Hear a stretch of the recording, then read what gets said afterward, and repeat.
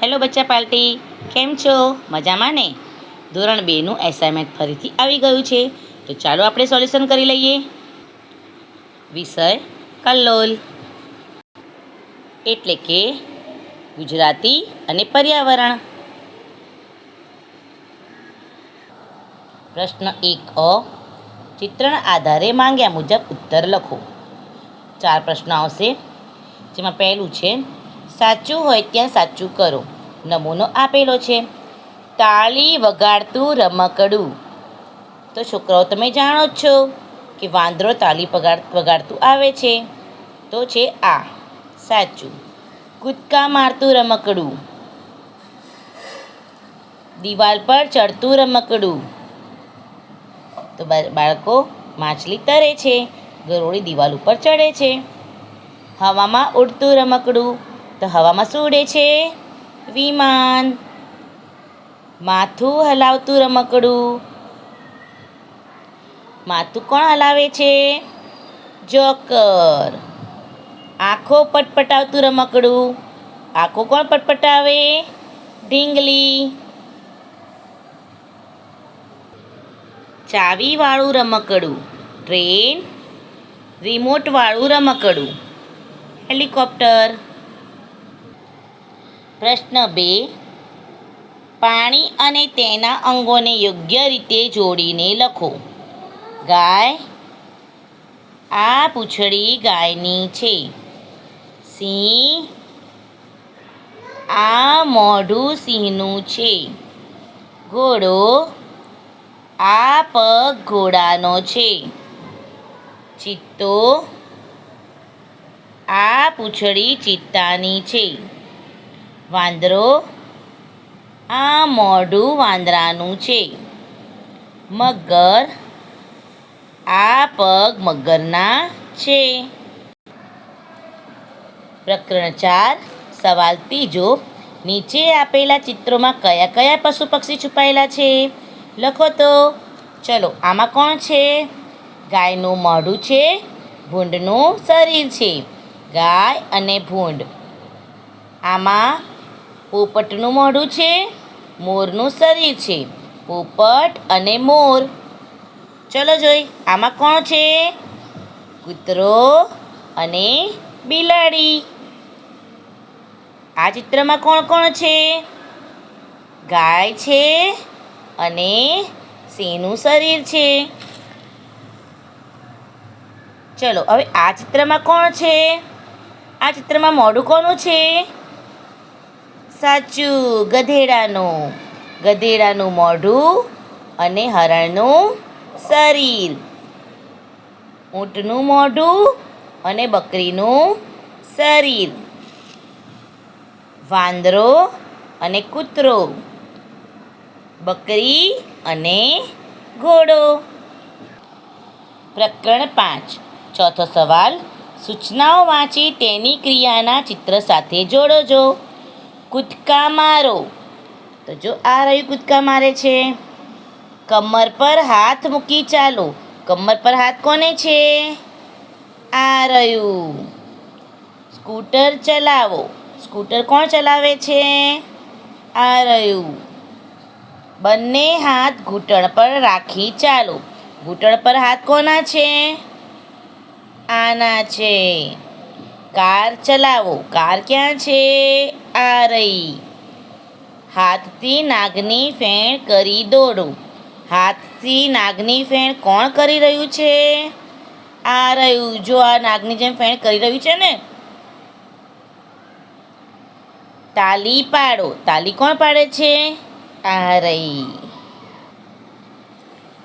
પ્રશ્ન 1b વાંચો અને જોઈને લખો.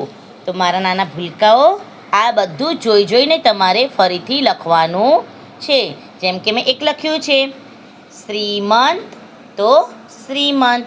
જેમ મેં જોઈને લખ્યું છે તેમ બધું જોઈને લખવાનું છે. આ બધું જોઈને અહીંયા લખવાનું છે. આ બધું જોઈને અહીંયા લખવાનું છે. આ બધું પણ જોઈને લખવાનું છે. ચલો ત્યારે હવે આપણે જોઈએ પ્રશ્ન 2. નીચેના પ્રશ્નોના ઉત્તર લખો. પ્રકરણ 1 જેનો પહેલો સવાલ છે, ગામમાં ઉંદરો ક્યાં ક્યાં જોવા મળતા હતા? જેનો જવાબ છે, ઉંદરો ઘરમાં, બાગમાં, પેટીમાં અને કબાટમાં જોવા મળતા હતા. બીજો સવાલ, ઉંદરોને લીધે કઈ કઈ મુશ્કેલી થતી હતી? જવાબ, સુખેથી ખાવા દેતા ન હતા, પીવા ન દે, બેસવા ન દે, ઊંઘવા ન દે, ચાલવા ન દે, ફરવા ન દે, બધે ચૂં ચૂં ચૂં કરતા હતા. ત્રીજો સવાલ, વાંસળીનો અવાજ સાંભળી ઉંદરો કેવી કેવી રીતે આવ્યા? જવાબ, વાંસળીવાળાનો અવાજ સાંભળીને ઉંદરો દોડતા દોડતા, નાચતા અને કૂદકા મારતા આવ્યા. ચોથો સવાલ, વાંસળીવાળાએ શું પહેર્યું હતું? વાંસળીવાળાએ લાલ ટોપી, પીળો ડગલો પહેર્યો છે. પ્રકરણ 2 નો સવાલ પહેલો, લવના ભાઈનું નામ શું હતું? જવાબ, લવના ભાઈનું નામ કુશ હતું. બીજો સવાલ, સૈનિકોને કોણ હરાવે છે? જવાબ, સૈનિકોને લવકુશ હરાવે છે. ત્રીજું, યજ્ઞના ઘોડાને કોણે પકડ્યો હતો? જવાબ, યજ્ઞના ઘોડાને લવે પકડ્યો હતો. ચોથું, યજ્ઞના દાદાનું નામ શું હતું? જવાબ, યજ્ઞના દાદાનું નામ ત્રિકમદાસ હતું. પાંચમો સવાલ, આનંદ મેળો ક્યાં હતો? જવાબ, આનંદ મેળો વાત્રક નગરમાં હતો. છઠ્ઠો સવાલ, પોલીસ અંકલે યજ્ઞને શું શું ખાવાનું કહ્યું? જવાબ, પોલીસ અંકલે યજ્ઞને આઈસ્ક્રીમ અને ચણા જોર ગરમ ખાવાનું કહ્યું. પ્રકરણ 3 જે પહેલો સવાલ છે, ટોય હાઉસમાં કયા કયા રમકડા હતા? જવાબ, ટોય હાઉસમાં ચાવીવાળા, રિમોટવાળા, તાળી પાડતા, કૂદકા મારતા, દિવાલ પર ચડતા, હવામાં ઉડતા, માથું હલાવતા, આંખો પટપટાવતા રમકડા હતા. બીજો સવાલ, બોલતું વાંદરું જોઈને કોણે મોબાઈલ મૂકી દીધો? જવાબ, બોલતું વાંદરું જોઈને અક્ષયે મોબાઈલ મૂકી દીધો. ત્રીજો સવાલ, અક્ષયે કયું રમકડું ટોય હાઉસમાં મૂક્યું? જવાબ, અક્ષયે પોતાની પાસે રહેલું વિમાન ટોય હાઉસમાં મૂકી દીધું. ચોથો સવાલ, રૂપેશ કાકાએ પાટિયા પર શું લખ્યું હતું? જવાબ, રૂપેશ કાકાએ પાટિયા પર લખ્યું, એક રમકડું આપી જાઓ અને 2 લઈ જાઓ. પાંચમો સવાલ, રૂપેશ કાકાને કેમ ગમતું ન હતું? રૂપેશ કાકાના સંતાનો અમેરિકા રહેવા ગયા પછી તેમને ક્યાંય ગમતું નહોતું. પ્રકરણ 4. સવાલ પહેલો, સસલાએ શું વિચાર્યું? જવાબ, સસલાએ વિચાર્યું કે મરેલા સિંહ માટે શિયાળભાઈ દુઃખી થાય એવા નથી, નક્કી કંઈક ગડબડ લાગે છે. બીજો સવાલ, શિયાળે સિંહને મરવાનું નાટક કરવાનું કેમ કહ્યું? જવાબ, જો સિંહ મરવાનું નાટક કરે તો સસલાનો શિકાર કરી શકાય, માટે શિયાળે સિંહને મરવાનું નાટક કરવાનું કહ્યું. ત્રીજો સવાલ, શા માટે સસલો ત્યાંથી ભાગ્યો? જવાબ, સિંહે સસલાની વાત સાંભળી પૂંછડી હલાવી, તેથી સસલાને સાચી વાતની ખબર પડી ગઈ કે તે સૂતો છે, તેથી સસલો ભાગ્યો. ચોથો સવાલ, શિયાળને કેમ મજા આવતી?